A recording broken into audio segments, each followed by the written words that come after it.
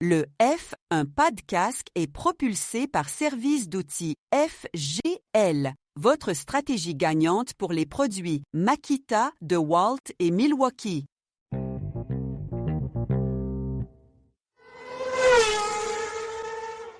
Vendredi 10 avril, mon nom est Martin Simon, Simon avec un C, et il me fait plaisir de vous souhaiter la bienvenue à un autre épisode du F1 Podcast. Aujourd'hui, c'est notre formule entre deux courses qui signifie que je reçois certains de nos collaborateurs afin de discuter des sujets de l'heure dans le monde de la Formule 1 et on débute maintenant.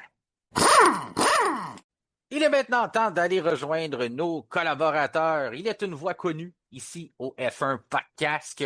C'est son retour, malgré qu'il est rendu une vedette internationale. Vous l'avez peut-être vu en vedette dans la dernière saison de Drive to Survive, mais il a quand même pris du temps aujourd'hui pour venir nous voir. Il est signaleur pour le Grand Prix du Canada, mais il a aussi fait celui de Miami et vous pouvez le voir un peu partout au Québec autour des pistes de course. Pascal Loyer-Durand, re-bienvenue au F1 Podcast. Yes, salut, content d'être avec vous autres. Malgré ton agenda depuis que tu es rendu une star internationale, je suis content que J'ai parlé Ouais, avec ben, ton c'est agent, ça, là, j'ai négocié oui. avec ton agent, ça a été le fun que tu puisses libérer ton horaire pour être là aujourd'hui. Pour vous autres, je serais prêt à faire n'importe quoi. Ah. C'est le fun parce qu'on a plein de sujets à discuter. Puis avec nous aujourd'hui, on a la voix du lundi ici au F1 Podcast. Vous allez le reconnaître. C'est lui que j'ai l'opportunité d'avoir à mes côtés pour faire les retours sur les week-ends de course. Il est l'auteur du livre Villeneuve-Schumacher 1997, le duel qui a marqué une époque. Simon Bachand, comment ça va? Ça va très bien, vous deux? Ça va super, super. Puis écoute, on dirait qu'il y a quelque chose avec... les gens sont habitués, les épisodes sortent le vendredi, les entre-deux courses, mais on dirait qu'il y a quelque chose autour des jeudis, quand on enregistre, qui se passe beaucoup de nouvelles, beaucoup d'actualités.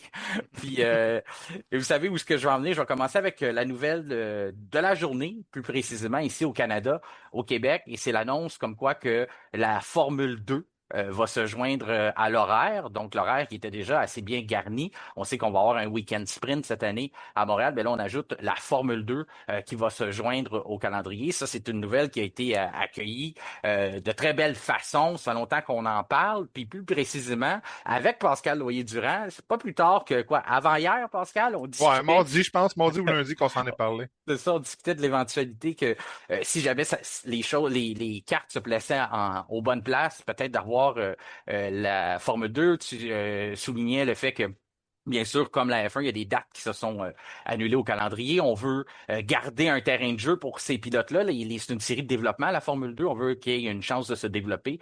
Donc, on a remplacé ces courses-là. Puis ce que je te disais, Pascal, c'est que si Miami embarque, mais ça ouvrait la porte à Montréal pour justement les frais de déplacement et toutes ces choses-là rentabiliser. Puis finalement, tout s'est mis en place. Je voulais savoir comment tu as accueilli cette nouvelle-là, toi, en commençant là, la journée aujourd'hui, de savoir que tu aurais plus de travail, mais que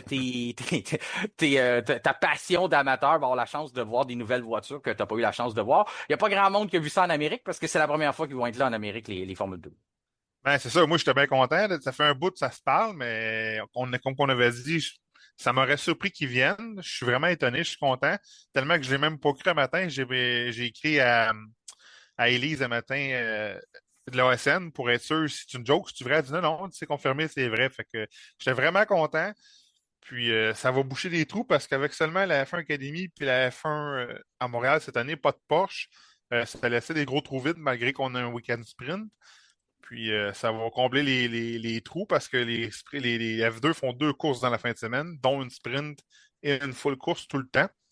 Donc, ça va nous faire en total, si je ne me trompe pas, 1, 2, 3, 4, 5, 6 courses, si je ne me trompe pas, dans la Et fin là, de il y a une semaine. course qui s'est ajoutée aussi pour la F1 Academy. Est-ce que tu l'as compté là-dedans? Ou elle était... 7 avec celle-là. Ouais, elle est Ouais, encore c'est bien. là, hein, celle-là. Ouais, Il ouais, l'enlève pas ouais. avec la F2. Ben, j'ai pas rien vu passer par rapport à ça. Non, c'est ça. De ton côté, Simon, je sais que tu la suis aussi, la série de la F2, ou tu la regardes de temps en temps. Donc, toi, de savoir qu'on va les avoir ici, bon, on va dire au coin de chez nous, au coin de chez vous, à Montréal, est-ce que tu es content d'attendre ça? Puis, penses-tu que c'est quelque chose qui pourrait rester? À savoir si ça pourrait rester, faudrait voir, faudrait toujours avoir ce combo avec Miami. Donc, c'est possible. C'est sûr que il y aura un enjeu, mais en fait, ils n'ont pas couru depuis le premier Grand Prix en Australie, donc ça va faire très longtemps là, qu'ils vont courir Mhm. à Miami. À Miami, ça va faire 2 mois à peu près. Les gars vont avoir hâte. Est-ce qu'on va décider de répéter l'expérience? Moi, je pense que c'est possible.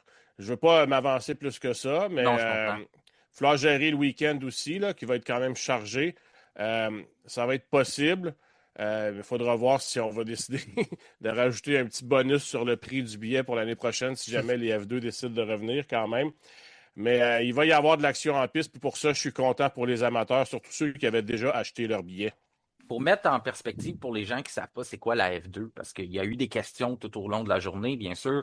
C'est une série qui est européenne à la base, parce qu'elle est toujours en Europe, ou elle voyage autour de ce que la F1 fait, elle ne vient pas en Amérique. Il y a des gens qui l'écoutent, ceux qui la suivent par le F1 TV. Avant, c'était télédiffusé à TSN. Ils ont arrêté de le faire. Ça, je trouvais ça dommage parce que c'était une belle visibilité, surtout qu'il y a eu des années, il y a toujours des années qui sont meilleures que d'autres. C'est un peu comme les ligues de développement qu'on connaît un peu plus en Amérique du Nord, en marge des équipes de hockey professionnelles ou des équipes de baseball professionnelles du niveau 3A, du niveau Ligue américaine. C'est la même chose, c'est des plateformes de développement pour les pilotes.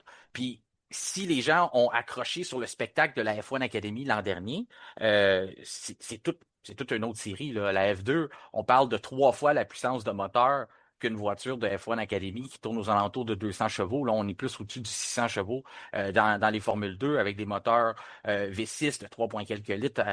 C'est encore des mécachromes. Donc ça, c'est des méchants bolides qu'on va avoir. C'est une série de développement. C'est peut-être un peu malheureux, Simon, cette année, c'est peut-être un peu moins relevé. On n'a pas les grandes vedettes et tout ça. Mais côté bolide, ça va être vraiment une différence. On va vraiment voir l'évolution d'un week-end de course avec la F1 Academy, la F2, puis après ça, les gros bolides de la F1 pour conclure les journées. Oui, tout à fait. Puis les filles de la F1 Academy avaient donné tout un spectacle l'an passé. Tu dis qu'il n'y a pas de gros noms, puis oui, c'est un peu vrai parce que pour la simple et bonne raison que la plupart sont déjà en F1. Mm-hmm. Il y a des gens qui ont été plus vite pour se rendre à la Formule 1 que le parcours habituel, tu sais, Berman, Antonelli, entre autres. Ensuite de ça, Bortoleto, Adjar arrive de la F2 aussi. Donc, tu sais, c'est quand même là où on retrouve les futures vedettes. Est-ce qu'il y en a une sur le plateau cette année? Pas certain, mais il y en a qui doivent se faire valoir. Tu sais, je pense à Alex Dunn, pour qui ça avait mal été en Australie.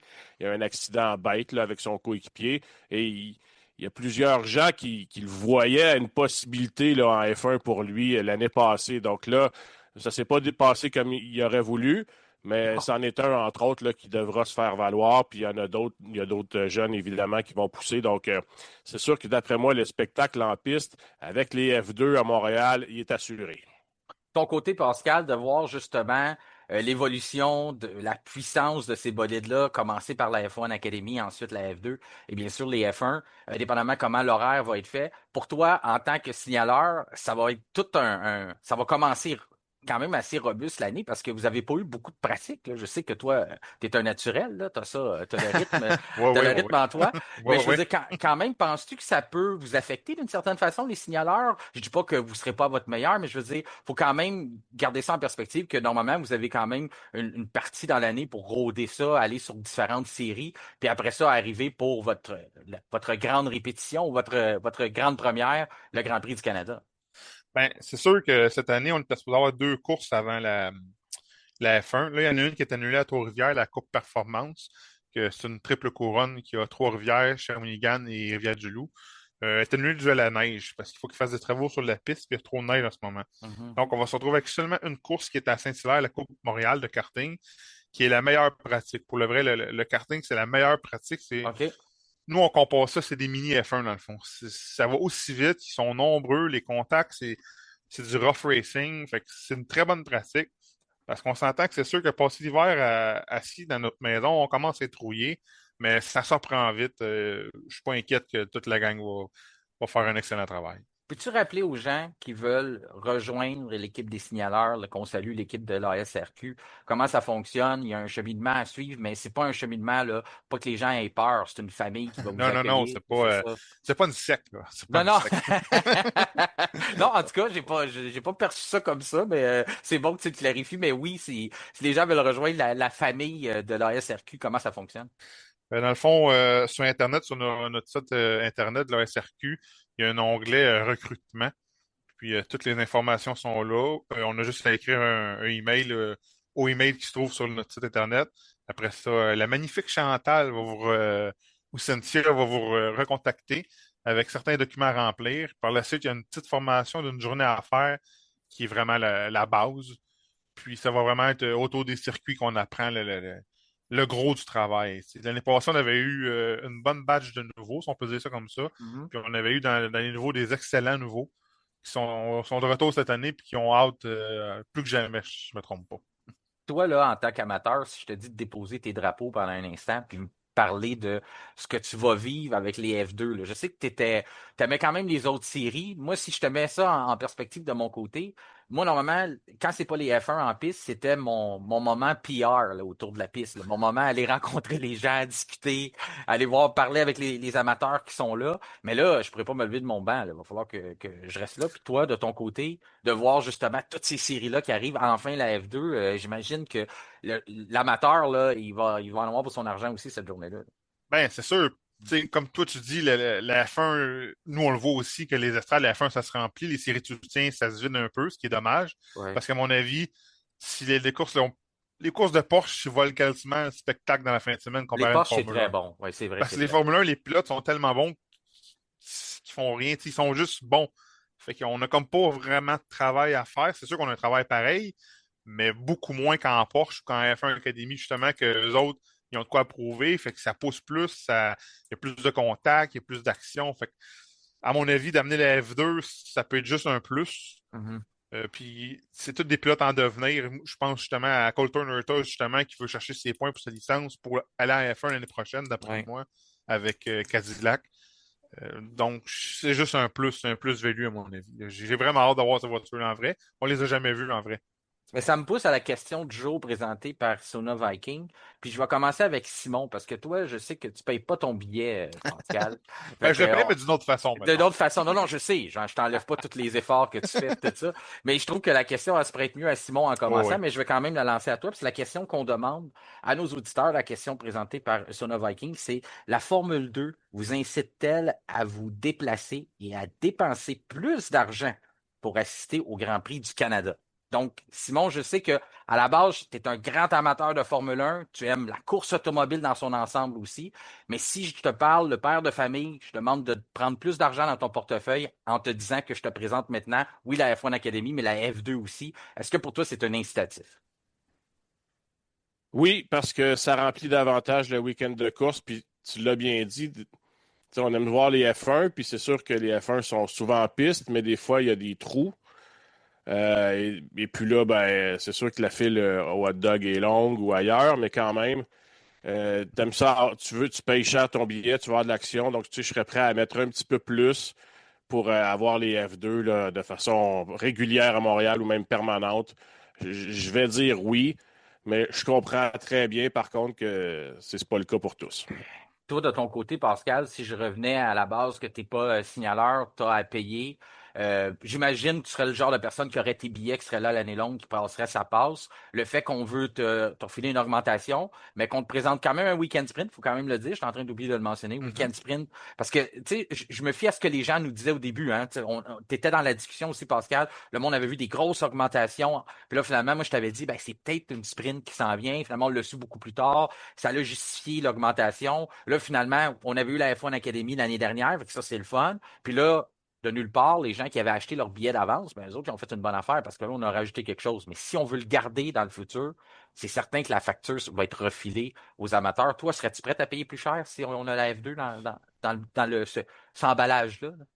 Oui, mais jusqu'à un certain point, parce qu'on sait que les Mm. billets sont déjà très chers en ce moment. Donc, à quel point, tu sais, il y en a beaucoup de mordus de courses comme moi puis Simon, mais je pense pas que c'est tout le monde qui serait prêt à payer le plus pour Ouais. ça. Il y a une limite à atteindre, à mon avis, on s'entend, là, parce qu'une paire de billets, mettons, dans les Sénat, là, et tu t'en sors pas. Honnêtement, je pourrais même pas dire le prix parce que ça fait longtemps que je n'ai pas acheté, mais Ouais. ça va être une coupe de piastres.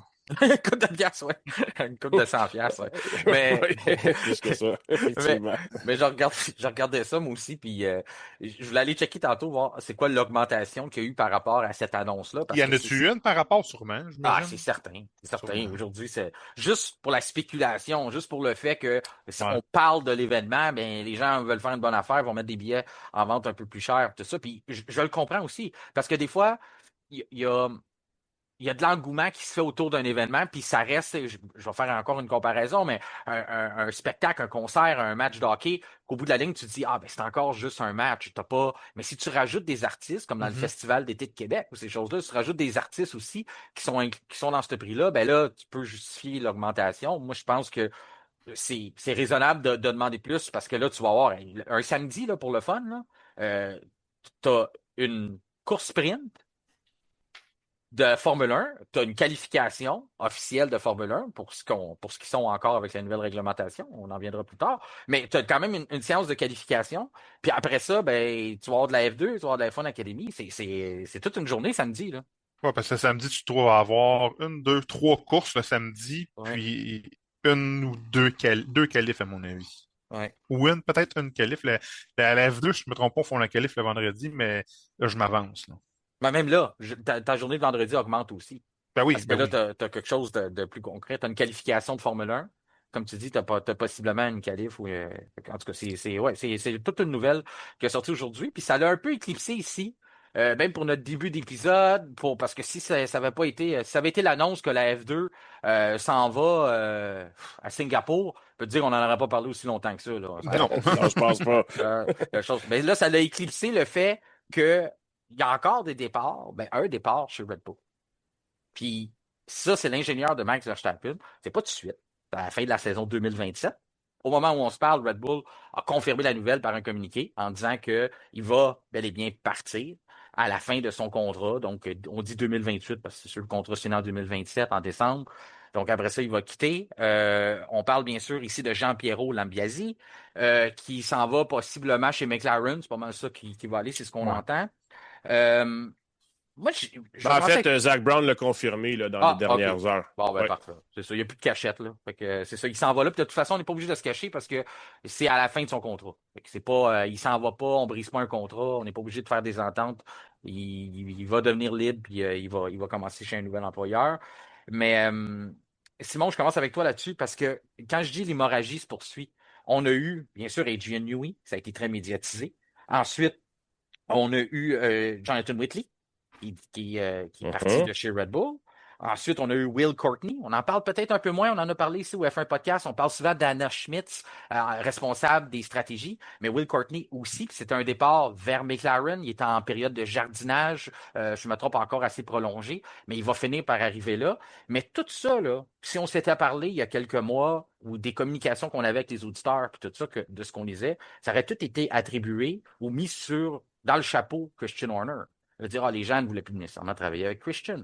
Mais là, on a changé la direction de Red Bull maintenant. On est avec Laurent Mekies, puis on perd encore un morceau clé. Là. S'il y a des derniers gros morceaux qui nous restent, on vient de le perdre aujourd'hui. Donc, c'est pour ça que je te demande, l'hémorragie, elle se poursuit. À quel point tu es surpris que ça continue, même si on pensait, là, je ne dis pas que ça vient de toi, mais si la cause à effet était possiblement Christian Horner, il n'est plus là, mais les départs continuent.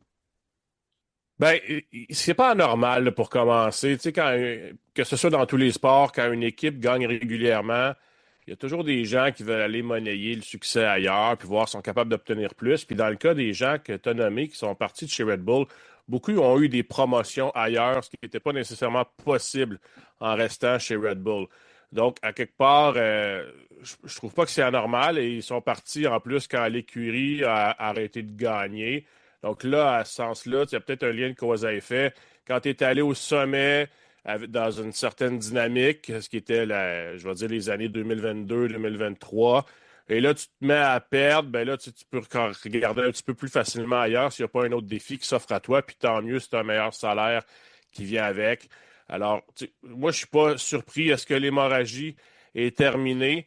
Certainement pas, puis je me demande même si Laurent Mekies, sans viser Lambiase particulièrement, mais tu sais, à quelque part, ça va permettre à Mekies d'installer son monde puis de bâtir sa propre équipe. À quelque part, il y a une occasion pour lui à saisir. Évidemment, ça va prendre quelques années là, avant qu'on voit les fruits de tout ça.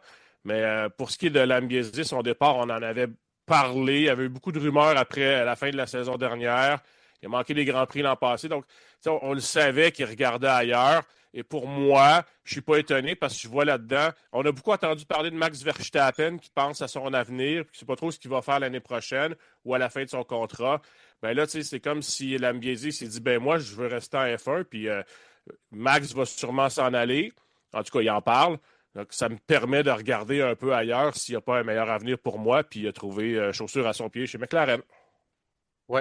Puis là, si on regarde de McLaren, tout de suite, on se pose la question, il arrive où dans l'historique de McLaren? Parce qu'il faut comprendre les signatures, qui est sous contrat, avec quel pilote il va travailler. Est-ce qu'on va le placer dans un rôle d'ingénieur attitré à un pilote ou il va être dans un rôle, comme on dit, pour Oui, j'ai vu assister? Ce que j'ai compris, directeur d'écurie, hein, ouais, c'est ça, j'ai vu ça. non, en fait, il va être le second d'Andrea Stella. Oui, exactement. Chief Racing Officer, je vais traduire ça par directeur des opérations de course. Ben, c'est qu'il y a des rumeurs que Stella parte un jour. Ouais. Ouais, donc, bon, il pourrait aller. Il y a des gens, vu que Stella est italien, beaucoup de gens l'envoient chez Ferrari, naturellement. En plus, il a déjà travaillé là-bas. Donc, mais on n'en est pas là. Non, il y a Sauf encore que un... McLaren, si jamais ça se produit, ils ont maintenant Lambiesi, là, qui est une option de recharge. Mais en attendant, il va s'occuper des opérations de course quand il va arriver chez McLaren. Puis c'est un rôle que Stella fait en ce moment, en plus de s'occuper de toute la technique de l'écurie. Donc, il y en a peut-être un peu beaucoup. Et on va alléger ses tâches un petit peu. Ouais. Mais c'est sûr que de le placer, de l'envoyer chez Ferrari comme le monde font, je comprends l'équation, mais il y a encore un Frédéric Vasseur qui est encore là. Tu sais, Tout à fait. c'est ça, c'était un peu spécial. Mais le fait qu'on veut aller chercher un assistant, enlever les rôles de Andrea Stella, qu'on pense déjà à si loin que ça dans l'avenir. Tu sais, moi, je regardais la fin de contrat de Lando Norris, c'est 2027. Donc, techniquement, Jean-Pierrot arrive, puis Lando, si on n'a pas renouvelé, il ne serait plus là. Mais tu sais, c'est très loin. Là. En F1, surtout, on est à l'air, on vient de commencer 2026. Donc, c'est encore très, très loin. Mais quand même, il y a des morceaux qui vont se mettre en place à un moment donné. Puis c'est normal qu'il y ait des gens qui veulent déjà peut-être précipiter un peu les gestes puis commencer à les enligner dans les bonnes cases. Mais je trouve ça. Parce que le rôle, c'est un rôle semblable qu'on lui donnait chez Red Bull aussi. C'est à moi qui veut vraiment plus être l'ingénieur d'un pilote, mais je me dis, il y avait beaucoup de chapeaux là, chez Red Bull. À moins que je me trompe, Simon, le rôle de chef des performances ou chef de course ou chef, il l'avait chez Red Bull dans les dernières années ou dans la dernière année où il y avait donné. Mais il était l'ingénieur attitré de Verstappen. Il n'était pas avec les autres, là, les nombreux autres pilotes qui ont secondé Verstappen. Là, maintenant, il va être un peu... Tu sais, un bon parallèle que je fais, c'est qu'il va être ce que Jonathan Wheatley était à Mattia Binotto. Maintenant, je souhaite que ça se passe mieux mais il y avait le rôle de chez directeur. McLaren entre les deux. Là, qu'est-ce qui est arrivé chez Audi? Mais il y avait quand même le rôle de directeur chez Audi et Jonathan Whitley. Absolument, donc c'est ça, mais Whitley était directeur pas mal de ce qui se passait la fin de semaine dans le paddock puis en piste, alors que Binotto survolait le tout. C'est un peu le patron PDG, du projet. Ouais, c'est ça. C'est ça. Là, tu vas avoir un Zach Brown qui, lui, s'occupe plus de ramener de l'argent puis de s'assurer d'avoir les bonnes personnes pour mener son équipe. Après ça, tu auras un Andrea Stella qui va s'occuper de l'aspect technique.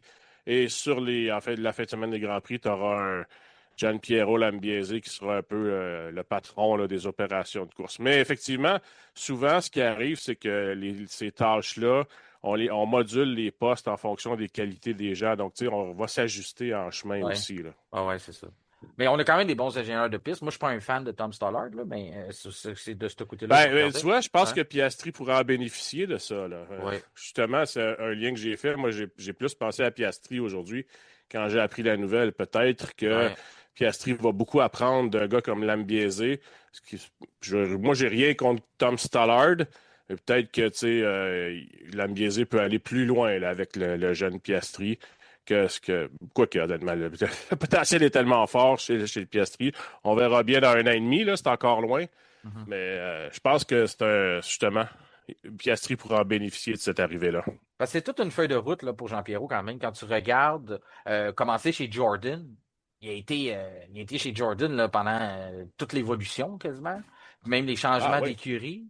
Il était là pendant des années. Après ça, aller chez Red Bull. Il y a quand même eu des jeunes pilotes. qui n'ont pas donné grand-chose. J'ai déjà même été l'ingénieur de Sergio Pérez à un certain moment. Mais quand même, je regarde ça, je me dis, c'est un gars qui a énormément d'expérience en tant qu'ingénieur de course. Ben, c'est sûr que s'il peut donner cette expérience-là ou ces informations-là à deux personnes en même temps, faire bénéficier une équipe au grand complet qui n'est pas. Parce qu'on va s'entendre, là, il y a toujours un certain jeu de cachette lorsque tu as ton ingénieur avec ton pilote. De pouvoir aider une équipe au grand complet et de la mettre sur ses épaules, c'est probablement ça qu'il veut. Quand on regarde sa feuille de route, oui, il y avait un surdoué en tant que Max Verstappen, mais quand même, il faut que tu sois justement capable de mettre le bon gaz dans une Formule 1 comme ça. Un cheval comme ça, un cheval de course, il faut que tu mettes la bonne nourriture dedans, sinon il ne fonctionnera pas. Puis clairement, il était capable de le faire. Donc, moi aussi, j'ai fait le lien. Et rappelons-nous quand même, l'an dernier, là, ça n'a pas Ouais. été facile la fin de saison chez McLaren. Tu sais, à Las Vegas, on a été disqualifiés. Ouais. Ensuite, la gaffe stratégique au Qatar. Donc, Épouvantable. tu sais, peut-être qu'à quelque part, on a vu. Je ne peux pas nécessairement penser que Stella avait manqué nécessairement, mais on s'est peut-être dit qu'on ne perdait rien, vu que le gars est disponible. Essayons d'aller le chercher, puis on va y trouver une place dans l'organigramme. Ouais. Si on regarde du côté de Red Bull, parce que ça a un impact encore, bien sûr, là-dessus, il faut qu'on regarde la relève, il faut qu'on trouve un nouvel ingénieur. Toi, pour toi, tu l'as un peu dit, là, que tu vois que ça va dans le sens que Max Verstappen, il y a probablement, s'il le dit à quelqu'un ou s'il y a quelqu'un qui peut bien s'en douter, c'est bien son ingénieur que ça tire à sa fin dans ce projet-là. Vois-tu une ouverture chez McLaren? Parce que moi, je ne la vois pas pantoute. Non, je pense pas. Là. Premièrement, Verstappen devrait prendre une baisse de salaire. Là. Je suis pas sûr que ça y tente. Je vois pas nécessairement un avenir pour Verstappen chez McLaren. Pourquoi tu vois une baisse de salaire? Ah, pour aller chez McLaren, il prendrait une baisse de salaire? Oui. Ah, ok, je comprends. Okay, je pensais que tu disais qu'elle allait Je pense perdre. que McLaren n'a pas tant besoin de Verstappen, donc ça serait plus. Si tu veux venir chez nous, parfait, mais ça va être à notre prix. Ouais, je comprends. Ça ne veut pas dire qu'on le paierait 12 millions alors qu'il a fait 75 maintenant, là, mais tu sais, je pense que le salaire à Norris, c'est 57, puis Astrid, c'est moins. Donc, tu sais, je pense pas qu'on amènerait un Verstappen qui va venir chambouler toute la dynamique dans l'équipe actuellement. Ouais. Mais on ne sait jamais, c'est dans 1 an et demi. Fait que, on verra bien. Mais reste que pour moi, ça me démontre que, évidemment, ça peut changer, là, on s'entend, mais tous les signes pointent que Verstappen, que ce soit à la fin de l'année ou même au plus tard en fin 2027, il va s'en aller. Peut-être aller faire d'autres choses ou peut-être juste prendre un break de la course automobile puis courir une fois de temps à autre. Et puis, de toute façon, s'il décide de rester chez Red Bull, où il a toujours été loyal, mais là, à un moment donné, il va dire, je suis loyal, mais je suis loyal envers un nom, parce que les gens avec qui j'ai travaillé sont tous partis. Exactement. Ça arrive souvent, des fois, tu restes à une place, puis à un moment donné, tu te dis, coudonc, ma gang n'est plus là pendant tout, là, c'est tout du nouveau monde. Qu'est-ce que je fais encore ici? Ben, c'est ça, parce peut-être qu'il va avoir ce feeling-là. On peut même partir avec Dietrich Mateschitz, propriétaire de Red Bull, qui est décédé. Puis après ça, tu sais, moi, je regarde depuis l'arrivée d'Oliver Minzlaff, là, qui a été justement, avant, lui, il s'occupait de tout le volet sportif de Red Bull. Là, on l'a nommé à la tête de l'entreprise. Il y a eu une bataille de coq à l'interne entre lui et Christian Horner. Finalement, ça a amené à ce qu'on a connu. Puis là, lui, ben, il est en train, on le voit, là, il veut mettre ses tentacules, il les avait partout, sauf dans le programme de course automobile, que ça avait été, la ligne avait été très bien tracée, que Christian Horner avait dit, ça c'est chez nous. Comme toi, des clubs de soccer, puis il y a bien d'autres activités chez Red Bull, mais il vient pas dans tout ce qui a un moteur. Maintenant, là, il est rendu là-dedans. Fait que c'est sûr que, est-ce que ça change la vision qu'on va être capable d'avoir? Est-ce que ça change, si Verstappen, comme tu le mentionnes, ben lui, peut-être qu'il doit pas grand-chose à lui, fait qu'il se dit, moi aussi, je pourrais quitter. Toi, il avait dit à Matesic qu'il allait être loyal envers l'équipe, mais à un moment donné, Matesic est décédé en 2022. Ouais, il a été loyal. Là, on va être en 2027. Ouais. À un moment donné, je pense qu'il y a d'autres loyautés aussi, Max. Là, il y a eu un enfant, une conjointe, puis il y a d'autres... en tout cas, on voit qu'il ne trippe pas cette année en Formule 1. Donc, à un moment donné, une loyauté, c'est à ses limites. Ton côté, Pascal, tu vois ça comment? Est-ce que pour toi, cette nouvelle-là signe le début de la fin pour Max Verstappen? Parce qu'il y a Helmut Marko aussi qu'on n'a pas mentionné, qui n'est plus là non plus. Là. Aussi. Ouais, malheureusement, oui, parce que moi, je m'en cache pas, c'est mon pilote préféré. J'espère le rencontrer cette année. Je l'ai jamais rencontré encore. Ouais, ça sera cette année. Il devrait être là. À moins qu'il lâche avant. Vite. Ouais, ben, c'est ça. Il faudrait que je fasse vite parce que d'après moi, comme vous dites, d'ici 2027, à mon avis, il va y avoir tiré à plat. Il y a un contrat jusqu'en 2028. Ouais, mais un contrat avec des clauses de performance, puis ci, puis ça. Puis... D'après moi, cette année, il va la finir. Ça me surprendrait énormément quand en milieu d'année, il dit c'est terminé. 2027, il va se donner une autre année. Après ça, rester en Formule 1, peut-être. S'il y a une porte s'ouvre chez Mercedes ou quoi que ce soit, peut-être. Mais je le vois plus faire du GT avec son équipe. À mon avis, c'est vers ça qu'il s'en est. Il a tout le temps voulu faire des 24 heures du Le Mans, des choses comme ça. D'après moi, ça va être plus là qu'il va s'en aller. J'avais une question d'un auditeur, Philippe Leblanc, ami du podcast, qui nous demandait qu'est-ce qui se passe avec Red Bull. On peut le savoir. Euh, lui, c'est sûr, parce que on a même des questions. Les gens en Afrique, des fois, ils nous envoient des messages. Ils n'ont pas eu le temps de regarder la course ou ils n'ont pas eu accès nécessairement à voir la course. Puis beaucoup nous envoyaient aussi des messages. Qu'est-ce qui se passe? Pourquoi que Hamilton ou que Verstappen n'est plus en avant? Ou c'est quoi qui arrive exactement avec Red Bull? Puis la meilleure explication, vous me dites si vous en avez une autre, il y a le fait aussi du développement, le fait que on a développé la voiture beaucoup trop longtemps dans la saison 2026, contrairement aux autres. Est-ce que c'est la raison derrière tous les problèmes? Peut-être que non, mais c'est certainement une explication plausible. De dire que pendant que tout le monde se consacrait à développer la voiture de 2026, bien, on voulait donner les derniers efforts pour donner un championnat à Max Verstappen. Lui donner un 5e titre, lui permettre d'accomplir ça. Puis finalement, ben, on s'est un peu tiré dans le pied pour la nouvelle saison, autant sur le budget qu'on a dépensé que le développement. Puis là, on s'attend à des grosses améliorations sur Miami, mais vous avez vu la publication qu'on a sortie cette semaine sur les écarts de poids, sur à quel point que la voiture doit suivre un régime, puis tout ça. Mais ton explication, Pascal, est-ce que tu vas dans le même sens? Est-ce que tu penses que la manière que la réglementation est faite, puis qu'on contrôle le développement, puis le fait que Red Bull a misé beaucoup sur un 5e titre pour Max Verstappen, on paie le prix en début de saison? Penses-tu que c'est ça la cause première?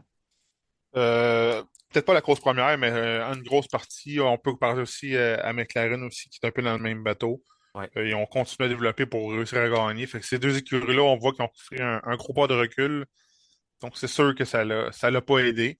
C'est juste ça, je pense pas que c'est juste ça, mais c'est Non. une grosse partie de la raison. Une grosse partie de la raison. Puis le fait que McLaren aussi a arrêté aux alentours de Miami, comme tu dis, on paie la facture, mais elle est moins salée aussi que Red Bull. Red Bull apportait, là, on faisait trajectoire technique l'année dernière, puis à tous les vendredis, Red Bull continuait d'apporter des nouvelles choses sur sa voiture. McLaren a quand même arrêté avant ça, mais comme tu dis, les deux se sont battus pour le titre, c'est une cause à effet. C'est eux qui ont un plus lent départ, quoique McLaren c'est un petit peu replacé. Ben, Donc, McLaren a quand même le moteur Mercedes ouais, qu'on se cachera pas 50% donner d'équation. c'est ça, donner C'est ça. un petit plus que Red Mhm. Bull n'a pas. Red Bull, comment on fait leur propre moteur cette année avec Ford. C'est sûr, c'est un début, mais c'est ça. Ouais. Un peu de ça fait que ça donne ce qu'on a en ce moment. Ton côté, Simon, la cause première, là, on avait à répondre à la question à Philippe et la question de plusieurs auditeurs. Si tu avais encerclé un problème chez Red Bull qui, d'après toi, est derrière ce début de saison-là, même si on va le répéter, il y a seulement eu 3 Grands Prix. Là. Je vais y aller avec le développement de l'an dernier où on a retardé le développement de la voiture de cette année. Je ne veux pas dire que c'est la principale cause, mais si on est si loin, parce que là, je suis même plus sûr qu'on est dans le top 4. Là, puis dans le début de saison, on parlait de ça. Là, Red Bull, en tout cas, top 4, il s'accroche par le bout des ongles. Là. Je vais y aller avec ce développement-là. Pourquoi? Parce que la bouchée était peut-être trop grosse. Puis, tu sais, je pense qu'on l'a fait pour rendre Verstappen heureux. Et avec raison, on a passé tout près, là. Hein? Tu sais, je ne veux pas qu'on questionne la légitimité de cette décision-là, sauf qu'on en subit les contre-coups cette année. Et c'était peut-être une grosse... Hey, bâtir un nouveau bloc motopropulseur là, à partir de zéro, quand tu n'as pas été un constructeur automobile, tu n'as jamais fait de moteur, en fait, de l'existence de l'équipe, puis c'était énorme. En plus de ça, un nouveau châssis avec des règlements, la révolution là, qu'on vit cette année en Formule 1, c'était aussi énorme. Donc, c'était peut-être une trop grosse bouchée de courir les 3 chevaux en même temps. C'est pour ça qu'on en arrache cette année, principalement. Moi, c'est le même que je vois les choses. Le Red Bull en ce moment est 6e au championnat à l'aide de Alpine et ex aequo avec Ouais. Alpine. Fait que il n'est Ouais. même pas dans le top 4. Là. Le top 4, il y a Haas qui ferme le top 4. C'est pas pour dire. Là. Ben, parlons-en du classement, parce que ça, c'est quelque chose que on ne fait pas assez souvent. C'est un auditeur l'autre jour qui me disait ça. Il dit vous parlez pas toujours du classement. Puis j'ai dit c'est vrai qu'on ne fait pas ça. Puis je me suis dit on va demander la question aux autres auditeurs si c'est quelque chose qu'on devrait ajouter. Peut-être pas, parce que moi, je vais vous dire, le classement, je le regarde mais en début de saison, pas bien. Une confidence que je vous fais, puis je fais ça dans tous les sports. Mais si vous aimez ça, vous nous écrirez, puis ça va me faire plaisir qu'on mette ça dans l'horaire de temps en temps de faire le tour, parce que c'est quand même intéressant. Aujourd'hui, j'ai décidé de le regarder avec vous, messieurs, puis de décider si on est surpris ou pas surpris. des positionnements qui sont là. Fait que vous pouvez le dire à tour de rôle ou en même temps, ça me dérange pas.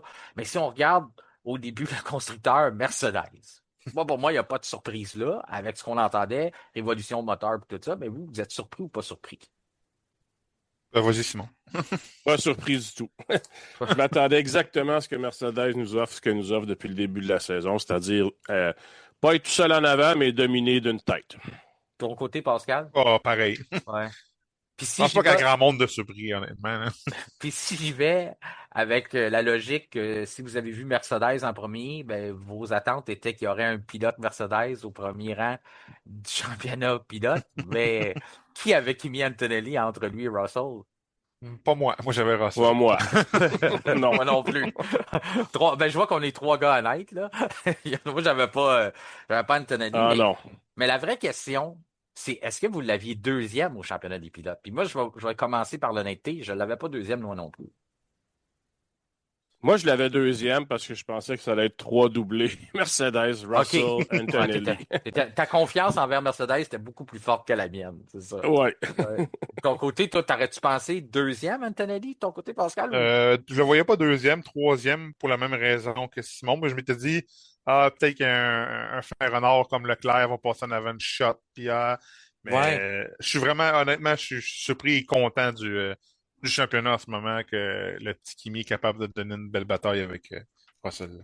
72 Antonelli, 63 Russell, son numéro, ça va bien. Puis Mhm. si on regarde Charles Leclerc au troisième rang, moi, ça me surprend pas de Charles. Non, moi non plus. Ton côté, Simon? Moi, je suis un peu surpris parce que je pensais pas que Ferrari allait se retrouver là. Donc, je voyais les McLaren, moi, plus proches des Mercedes, surtout qu'elles ont le même moteur, là.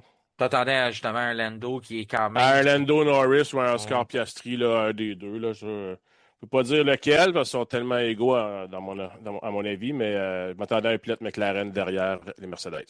Quand on parle de surprise, pas surprise, si on y va dans le classement des écuries, ben, au deuxième rang, bien sûr, avec les pilotes, c'est Ferrari. Euh, à cause du début de saison, on avait tellement amené de technologie, il y avait tellement de confiance autour de les nouvelles de Ferrari puis tout ça. Dans ma tête, il fallait qu'on soit dans les deux premières écuries. Le dire puis le faire, ben, c'est une autre paire de manches. Là. On l'a vu dans les dernières saisons pour la Mhm. Scuderia. Mais j'ai envie de dire que je suis pas surpris de les voir au deuxième rang, vous autres. Non, pas surpris. Content, mais pas surpris. Aussi loin que ça de Mercedes, ça, je m'en doutais, mais pas surpris, non. Moi, j'avais McLaren. Je pensais vraiment que McLaren allait trouver le moyen d'être plus près que ça des Mercedes et devant les Ferrari. Le fait qu'on avait un moteur Mercedes, en tout cas. Et oui, puis le fait qu'on est capable de faire des bons châssis aussi, là.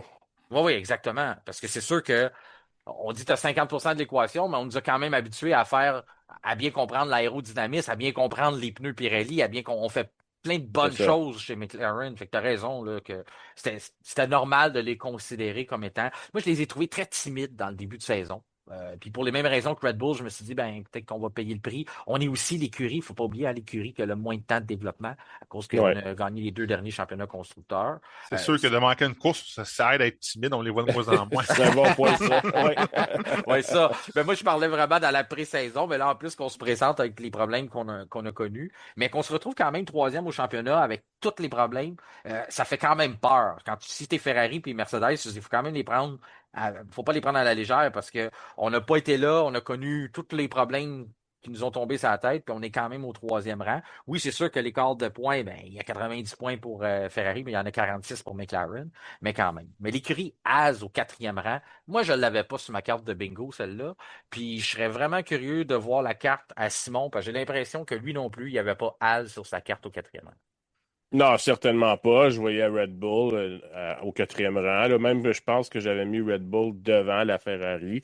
Mais tu sais, je les voyais très, très équivalentes. Mais là, il y a un bon écart. Tu sais, McLaren a 46 points, puis la Haas a 18 points. Il y a comme un vide, puis c'est Red Bull qui déçoit. Mais pendant que Red Bull déçoit, tu as Haas qui est capable, avec Behrman, qui est vraiment extraordinaire depuis le début de la saison, qui est capable de se distinguer. Alors, tu sais, bravo, félicitations à Haas. C'est mérité, là.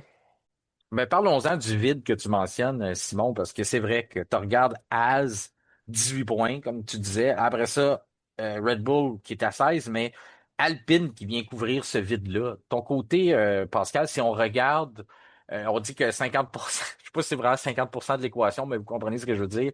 On a un moteur Ferrari dans la Haas, puis là, Alpine, on savait qu'il y avait quand même un bon châssis parce que l'année dernière, ils nous ont surpris malgré un gros déficit avec le moteur Renault. Là, maintenant, on a le Mercedes, mais malgré ça, t'attendais-tu de les voir égal à Red Bull après trois courses?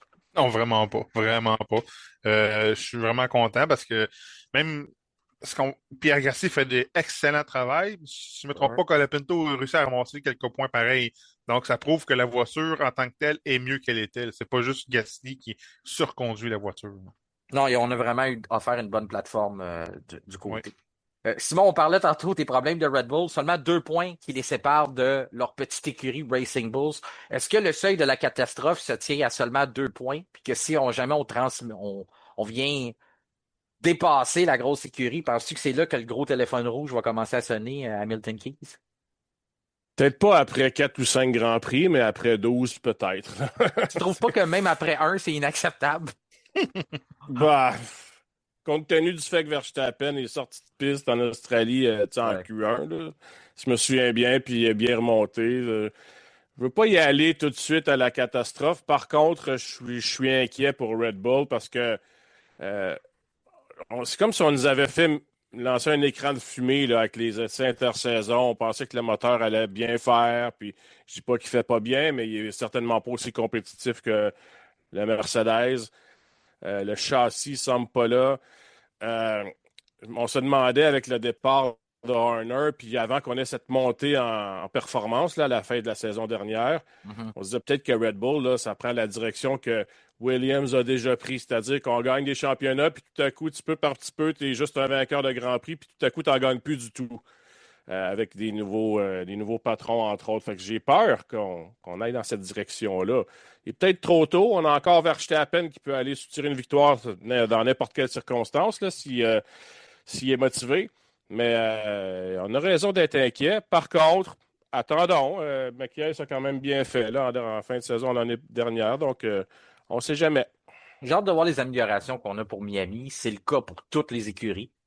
Mais plus particulièrement pour Red Bull, de voir, OK, on va vous concéder que vous êtes parti plus en retard que les autres, comme on le disait tantôt, mais voir à quel point vous avez été capable de comprendre le problème, puis après ça, de le neutraliser. Parce que si je me fie aux améliorations ou à l'amélioration qu'on a apportée au Japon, ça n'a pas du tout été concluant. Mhm. Puis c'est ce qui a coûté à Red Bull par le passé, c'est de frapper, mais de pas toujours toucher la cible, parce qu'on apporte des choses qu'on pense en provenance de l'usine qui vont nous aider rendus au circuit, puis c'est pas ça qui arrive. Puis de l'autre côté, si on s'inspire de l'écurie qui a gagné les 2 derniers championnats constructeurs, bon, on frappe quasiment pour 100, là. Du côté de McLaren, à chaque week-end de course qu'on apportait des améliorations, ça fonctionnait. La dernière que je pense qui a peut-être pas été concluante, puis je m'en lancerai pas dans le débat de l'aile qui ouvrait le mini DRS, mais si on regarde, c'était Montréal, il y avait une différence sur les suspensions que Norris lui aimait, mais qui plaisait pas nécessairement à Oscar Piastri. Mais au bout de la ligne, les deux pilotes étaient quand même capables d'aller soutirer des performances à travers ça. Mais c'est vraiment pas le cas du côté de Red Bull. Donc j'ai hâte de voir ce qu'on va apporter du côté de Miami, voir comme évolution, comme amélioration sur la voiture. Puis vous avez jeté un coup d'œil aujourd'hui, là, dans les dernières journées, sur les poids des voitures. Puis là, c'est ce qui m'arrive à Audi. Êtes-vous surpris de voir Audi au 8e rang du championnat constructeur? On a déjà réussi à accumuler 2 points. Il y a des écuries qui ont déjà fait des championnats au complet sans en accumuler qu'un. Quand même, Audi, on vient de commencer. Bien sûr, on est une renaissance de l'écurie Sauber qu'on a acheté. On a quand même bâti notre voiture 2026 avec les nouvelles réglementations et on a aussi bâti notre moteur. Donc, c'est un gros lancement. Si on dit que c'était audacieux de le faire pour Red Bull, ça en était tout autant pour un manufacturier comme Audi. Quand même 2 points depuis le début de la saison. Puis on se retrouve parmi les écuries qui n'ont pas d'excédent de poids. Donc, encore là, il faut quand même saluer la conception, le travail d'ingénierie qu'on se dit, il y a 7 écuries présentement sur la grille qui n'ont même pas été capables d'atteindre le poids minimum sur la voiture. Audi commence, puis on a réussi à saisir comment le faire ça. Je commence avec toi de ton côté, Pascal. Je sais que tu détestes leur livret, mais mais si je te demande de quand même parler d'Audi puis de pas juger pour les couleurs qu'ils ont choisies, est-ce que t'es surpris de leur début de saison?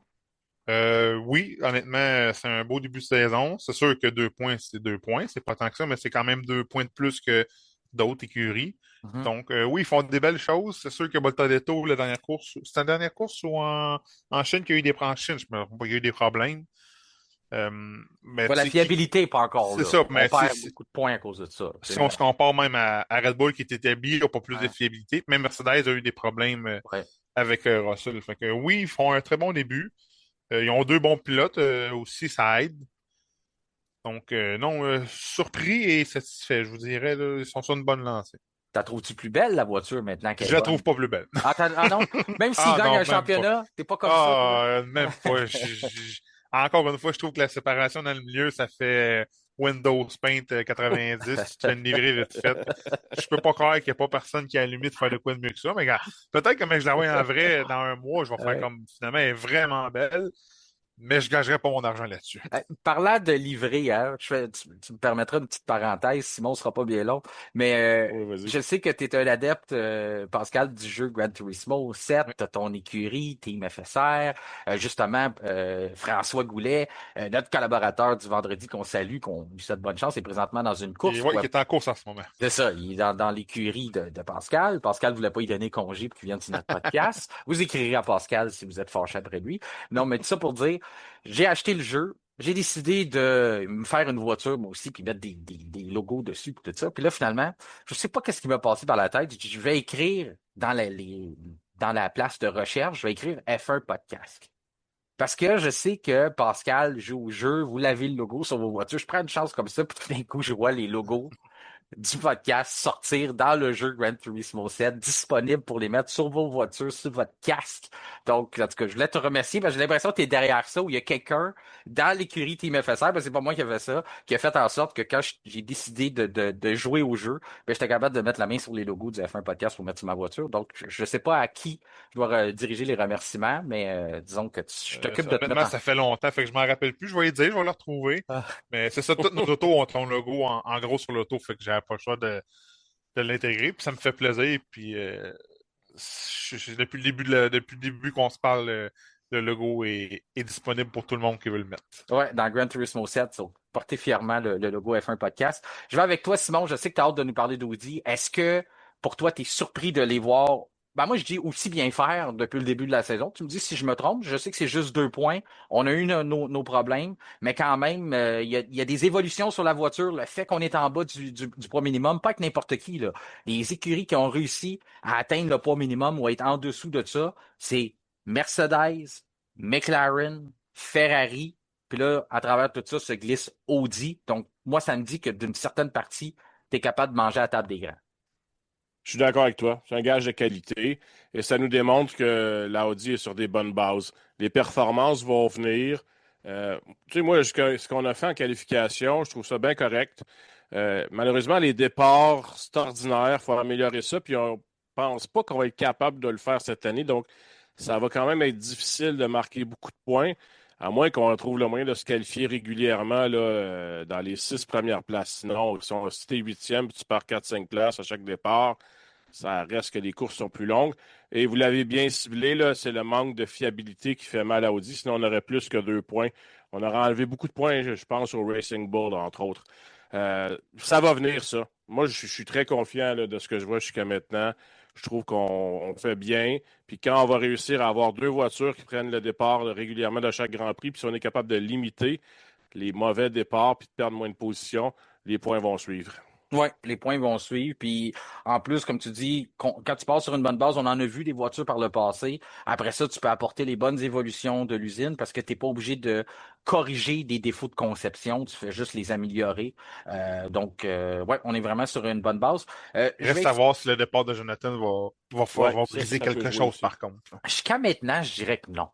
Ben, Puis, moi aussi, mais ouais. on verra dans le futur, là. Puis la question, Pascal, tu fais bien de l'emmener le départ de Jonathan Whitley parce que moi, je le vois comme j'ai trouvé, quand il était le directeur, moi, je l'ai mis le directeur de l'année passée. Donc, pour moi, son travail avait un impact. Fait que je peux pas dire un an, pratiquement un an jour pour jour, parce que c'était le 1er avril qui est arrivé.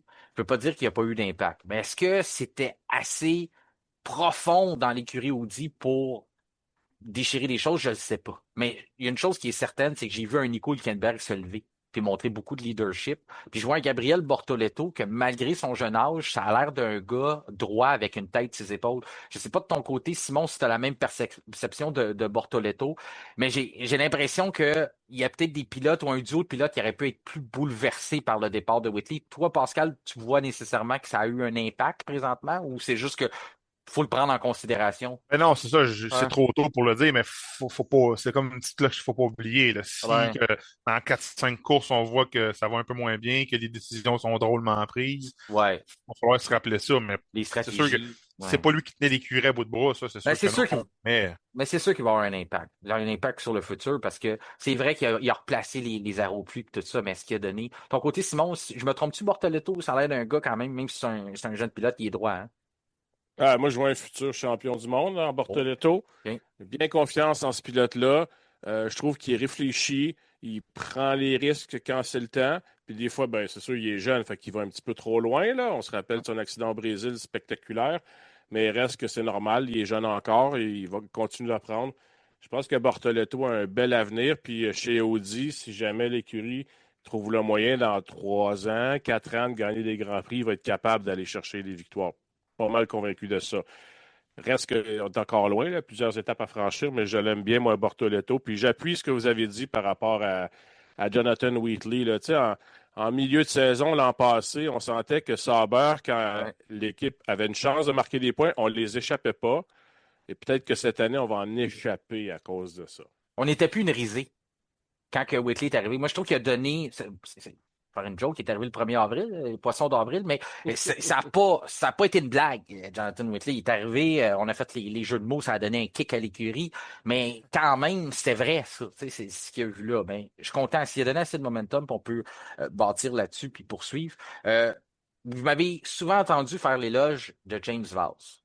Pas grand-chose à vanter de James Valls depuis le début de la saison. Quoique, il se défile pas. Il est encore assidu dans ses rendez-vous sur les réseaux sociaux, nous donner des comptes rendus sur le week-end. Puis je fais pas une blague pantoute avec ça parce que je trouve que c'est extraordinaire de sa part de donner ça aux fans de l'écurie Williams.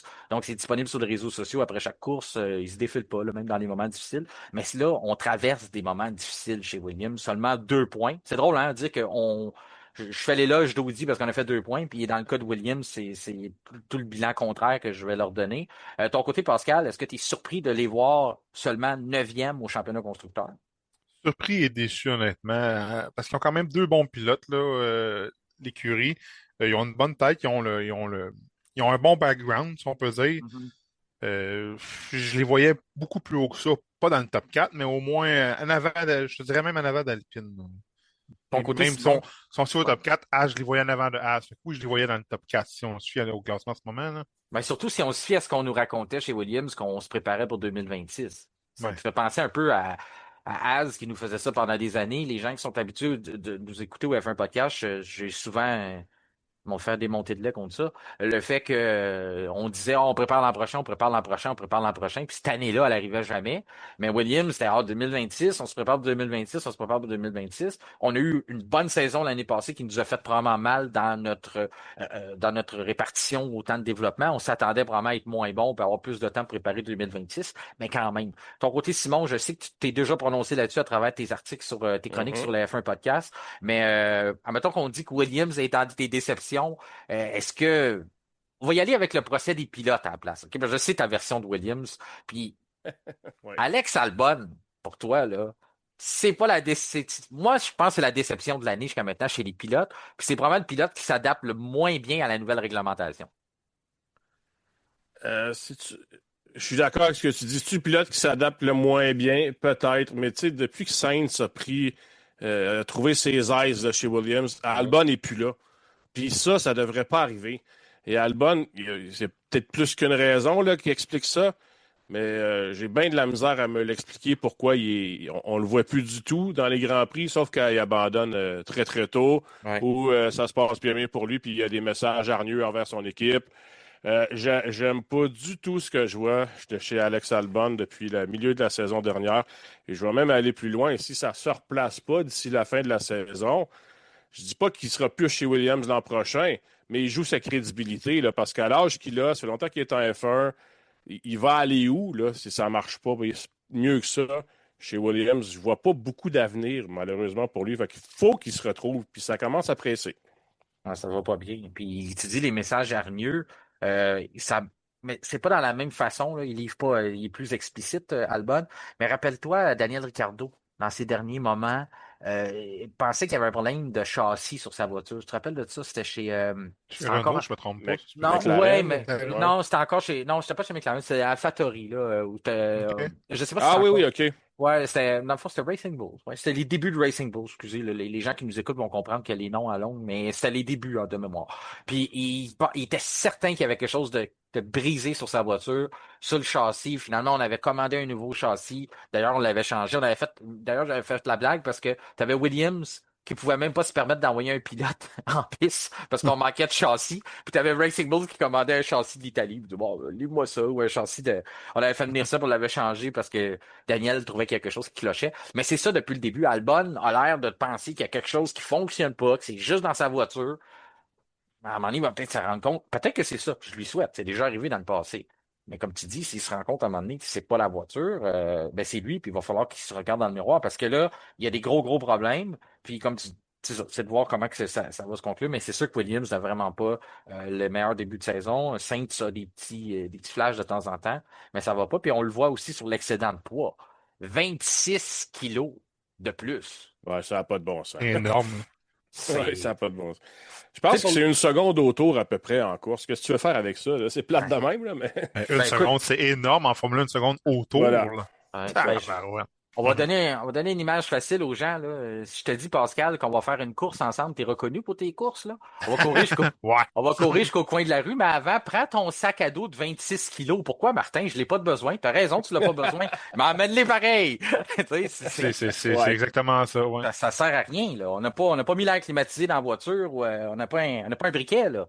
C'est vraiment juste du surpoids qu'on traîne, puis qui n'est pas utile à l'écurie. Puis justement, ça a suscité des questions, ça. Cette publication-là qu'on a faite, justement, qu'il y avait un texte explicatif sur comment ça fonctionne, puis pourquoi le poids, c'est quoi les avantages que ça donne. Puis il y a des gens qui voulaient un peu plus d'éclaircissement à travers ça. Je me suis dit que ça serait une belle façon d'emmener ça dans notre volet trajectoire technique présenté par Service d'outils FGL, une compagnie de troisième génération située à Laval qui peut vous aider avec les produits Milwaukee, Makita, DeWalt et toutes les autres lignes de prestige qui existent dans le domaine de l'outillage et répare vos outils aussi. Donc, une entreprise 100% québécoise qui soutient le F1 Podcast. Donc, les encourager, c'est aussi nous encourager. Donc, la manière que ça fonctionne, c'est qu'on a un poids minimum que la FIA demande, donc la Formule 1, qui est de 768 kg. Vous pouvez voir des versions contraires. Des fois, on arrondit à 770 parce qu'il y a les pneus qui sont ajoutés à ça. Donc, des fois, ça peut varier un petit peu. Mais la vraie note, normalement, c'est le 768 qu'on doit se conformer. Et ça inclut le pilote, mais ça inclut pas le carburant à bord de la voiture. Donc, présentement, 7 voitures qui doivent couper dans le gras. Si on regarde la première écurie, c'est As. As, on a une livre en trop. Une livre en trop, normalement, nous autres, on va décider qu'on est en forme. Fait qu'on va pas leur reprocher rien parce que la journée qu'on va tout avoir une livre en trop, on va se considérer pas mal en shape, hein, les gars. Fait qu'en tout cas, 769 livres. 770 livres dans le clan Alpine. On va pas les traiter de gros, hein, je pense pas. 770, c'est encore bon. On se tient 2 livres à perdre. C'est pas la fin du monde non plus. 772 dans le cas de Racing Bulls. Ça, c'est quelque chose qui me frappe. Racing Bulls qui a réussi à faire une voiture de 772 kg, mais chez Red Bull, on en a fait une de 778. Oui, c'est la conception, mais en tout cas.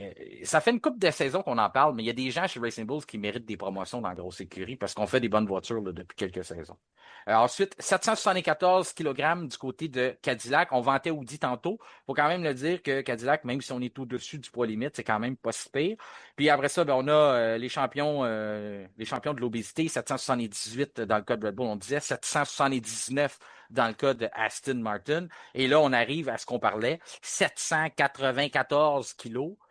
Williams, pourquoi c'est un désavantage? C'est que quand vous descendez en dessous du poids limite, bien à ce moment-là, on vous fait ajouter du poids artificiel. Puis là, vous, même si c'est encadré par la FIA, c'est différent des poids qu'on ajoute pour le pilote. Si le pilote est en dessous du poids, on doit en ajouter aussi. Mais quand c'est la voiture, à ce moment-là, on peut le positionner. On a une plus grande latitude, encore une fois encadré par la FIA, de où on peut venir transférer ce poids-là.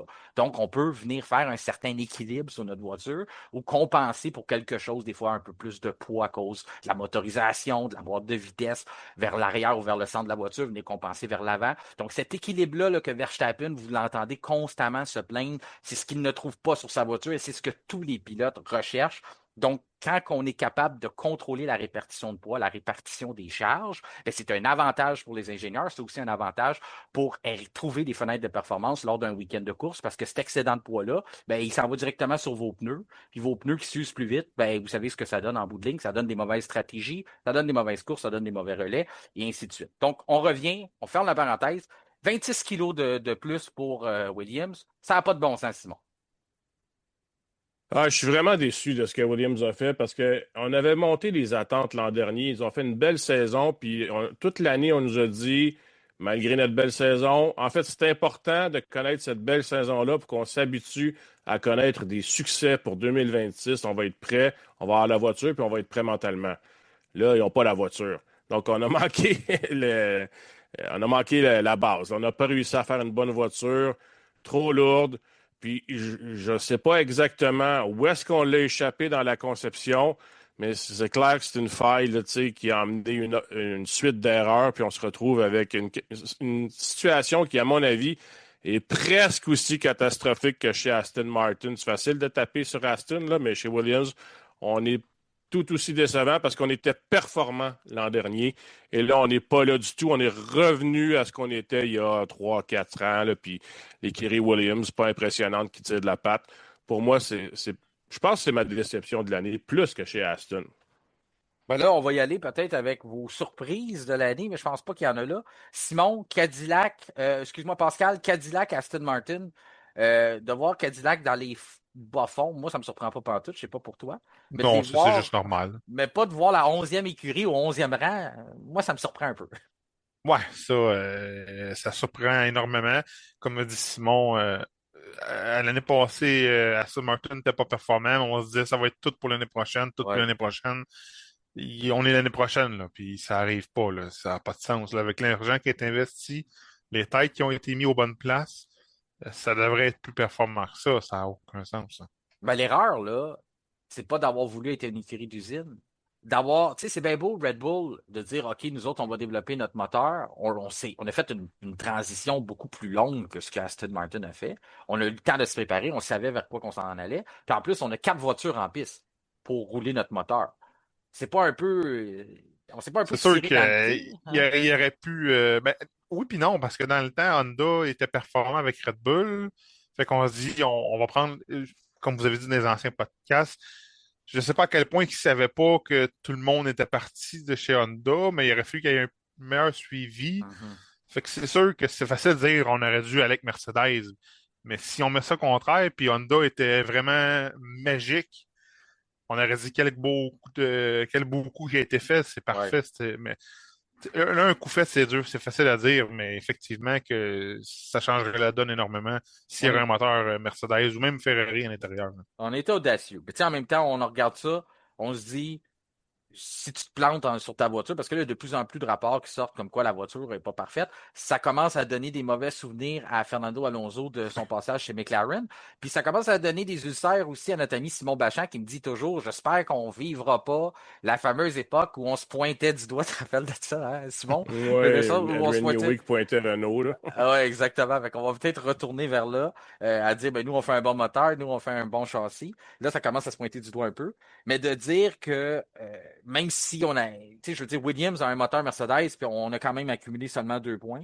Puis on regarde du côté de Cadillac, ben, on a un moteur Ferrari, puis on est loin d'avoir l'air, même d'un départ, là, on n'a même pas cet avantage-là.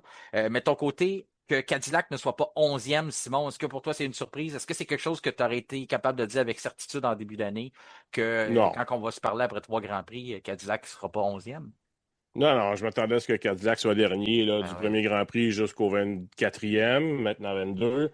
Et sans conteste, là. Je ne m'attendais pas du tout à ce qu'Aston Martin soit aussi mauvais qu'ils le sont actuellement. Je ne m'attendais pas du tout non plus à ce que Cadillac soit pas si loin derrière les Williams. Donc, ces deux écuries-là, franchement, la déception est intense. Aston Martin, vous l'avez bien dit, les gars, et ce qui est souvent oublié, puis c'est pas anormal, là, on sort du Grand Prix du Japon. Je pense que les journalistes japonais ont beaucoup parlé à Honda, puis Honda en profite pour se défendre du mieux qu'ils le peuvent, là, mais c'est pas anormal donc qu'il y a des reportages qui sortent sur le châssis est pas top chez Aston Martin, mais Newey lui-même a dit en début de saison, d'après moi, on a le 5e châssis actuellement. Là, il n'a pas été embauché, on lui a pas donné des parts dans l'écurie pour le faire le 5e meilleur châssis. Alors, c'est sûr que là aussi, il faut se regarder dans le miroir. Est-ce que ça pourrait être le défi de trop pour lui, d'après vous? Ben, peut-être, Ça a l'air de effectivement. ça. Ouais. Hein? Ça a l'air, pour l'instant, ça a l'air de ça. Puis comme je te dis, le projet audacieux d'être une écurie d'usine, tu fais bien de le dire tantôt, Pascal, tu réussis, tout le monde t'acclame. Tu te plantes, ben là, c'est ça. Là, Mais tu si t'arrêtes. tu veux dominer en Formule 1 là, sur plusieurs saisons, il Ouais. faut que tu sois une écurie d'usine. Ouais. Il n'y a pas d'autre chemin. Ce que McLaren a réussi ces dernières années, là, c'est ça qui est rare, de gagner en n'étant pas l'écurie numéro 1 de ton fournisseur de moteurs. Comme Red Donc, Bull le c'est faisait. correct là, Ouais. qu'il soit allé décider de faire affaire avec Honda.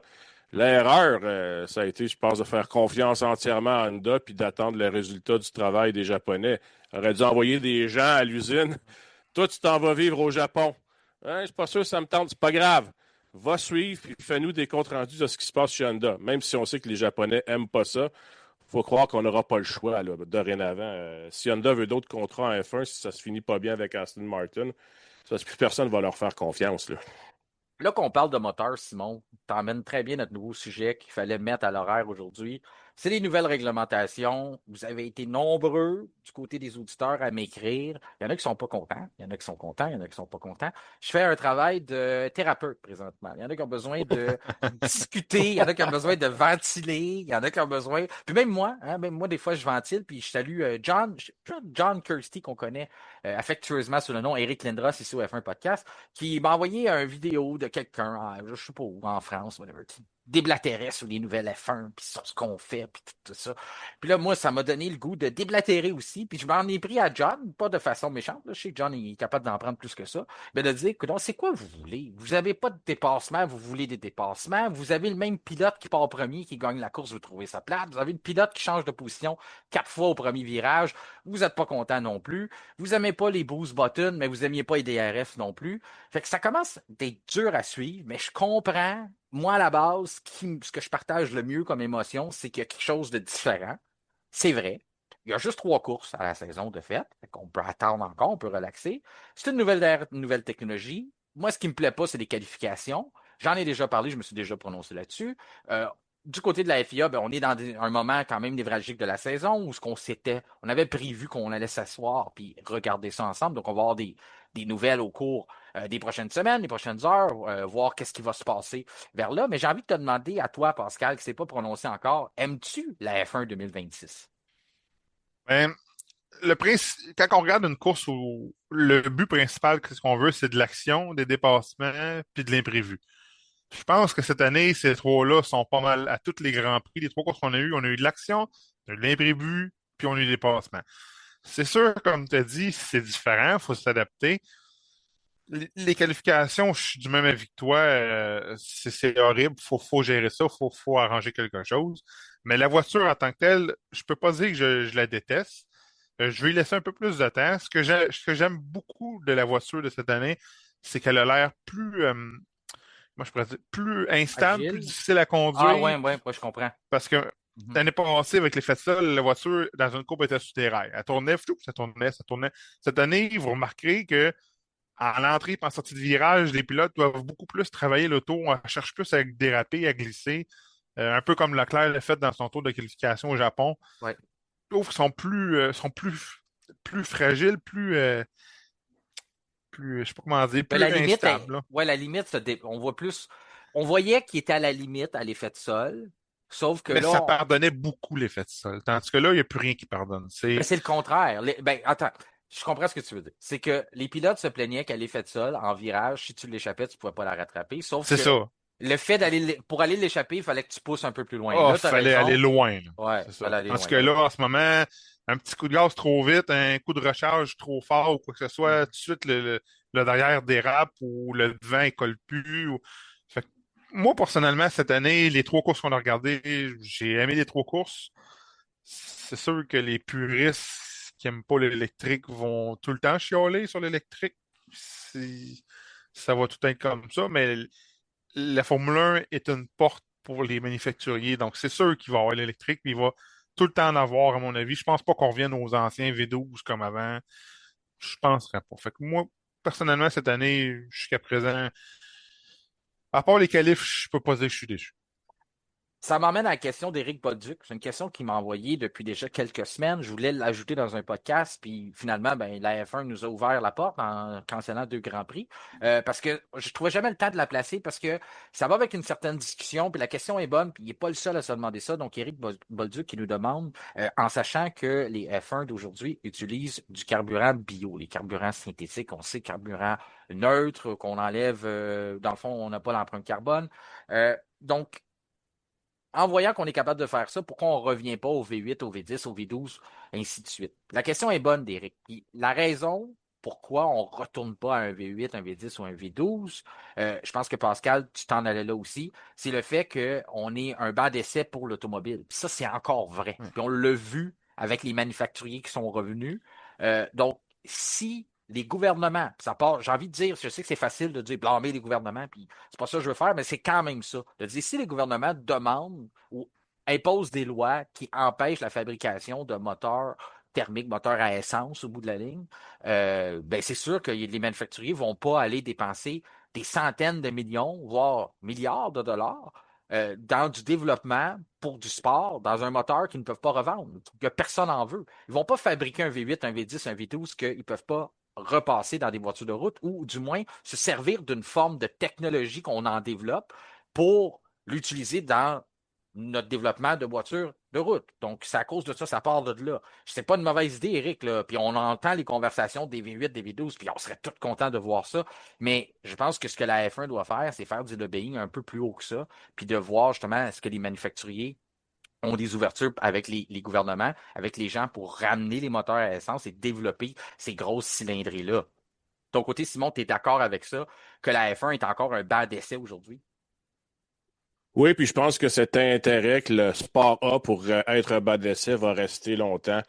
Et puis là, on retourne juste quelques mois en arrière. Tu sais, il y avait des États proches de nous, entre autres, où on avait des lois là, en disant dans 7-8 ans, là, il n'y en aura plus de voitures à essence vendues. Alors, tu sais, c'est normal que l'industrie automobile s'ajuste et cherche des nouveaux moyens Ben de oui. développer pour. Donc, tu sais, la F1, ça sert à ça aussi. Il y a un équilibre à trouver, là. Elle ne doit pas juste être un banc d'essai, il faut rester un sport. Il faut rester un sport de pilote, puis on entend les critiques.